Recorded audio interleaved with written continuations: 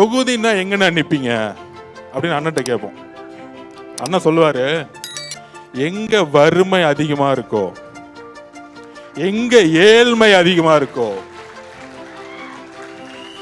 எங்க இளைஞர்களுக்கு வேலை கிடைக்கலையோ, எங்க பெண்கள் படிக்க முடியலையோ, எந்த இடத்துல சேரிகள் அதிகமா இருக்கோ, எந்த இடத்துல குடிப்பழக்கமும் ட்ரக்ஸும் அதிகமா இருக்கோ, எந்த இடத்தில் வளர்ச்சி இல்லையோ,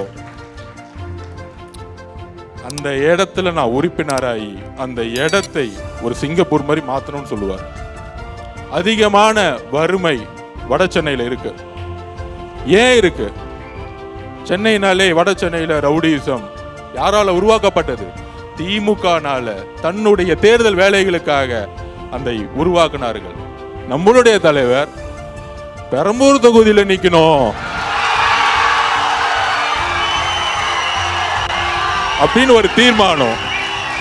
அந்த மாதிரி வட சென்னையில எனக்கு தெரியும் அவர் மைண்ட் வட சென்னையில எங்கேயோ ஒரு இடத்துல இருக்கும். ஏன்னா இந்த 50-60 வருஷமா இந்த வட சென்னையை ஒதுக்கி ஒதுக்கி ஒதுக்கி இந்த திமுக செய்த சூழ்ச்சியை தூக்கி எறியக்கூடிய ஒரே தலைவர் நம்ம மட்டும்தான். தமிழ்நாடு முழுசும் இருக்கு. தமிழ்நாடு முழுதும் 234 தொகுதிகளும் வேட்பாளர் யாருன்னா நம்மளுடைய தலைவர் விஜய் அவர்கள் தான்.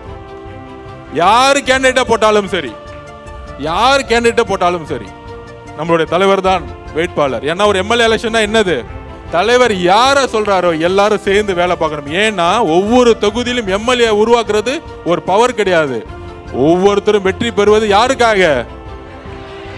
அவரை முதலமைச்சராக ஆக்குவதற்காக. இல்லையே, எனக்கு இந்த வாஸ்து மேல நம்பிக்கை இல்லை. ஆனா இங்க இருந்து ஆரம்பிச்ச சென்ட் ஜார்ஜ் கோட்டைக்கு போயிடலாம் எனக்கு நம்பிக்கை இருக்கு.